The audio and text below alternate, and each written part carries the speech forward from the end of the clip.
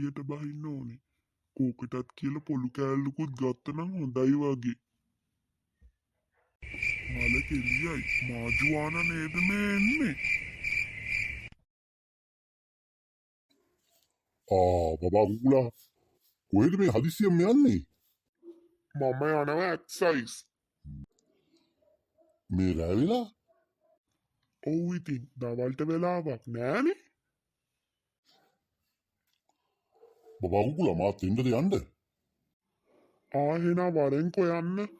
හැබැයි වැරදුනොත් එක්සයිස් අර බලපංකෝ. ඔබාගේ කෑල්ල නිකන් ගිනි කිකිලි වගේ. දාමුද බලන්න පොඩි ටෝකක්.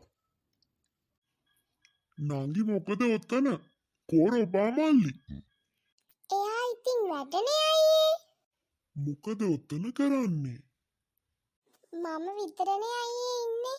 උයන්න හරි කම්මැලි. පීසා එකක් අරන් යන්න ආවා. එදා වේල කන්න නැතුව ඉන්නේ. ඒ වුණාට හැබැයි පීසා කන්නේ. අයියලා කොහෙද මේ යන්නේ? පොල්ලකුත් අරගෙන. අපි මේ ජොගින් යන ගමන් නංගි. මොදෝකින් මේ බූරුවටත් මේකට හොම්බ දාන්න නැතුව ඉන්න බැරි වුණානේ.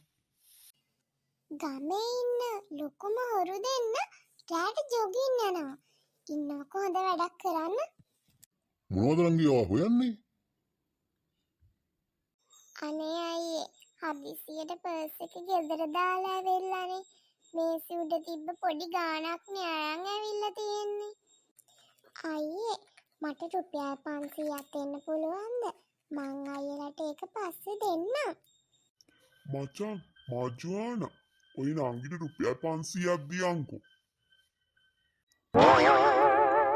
මූ එතකොට මටත් කෙලිය නේද එහෙනම්?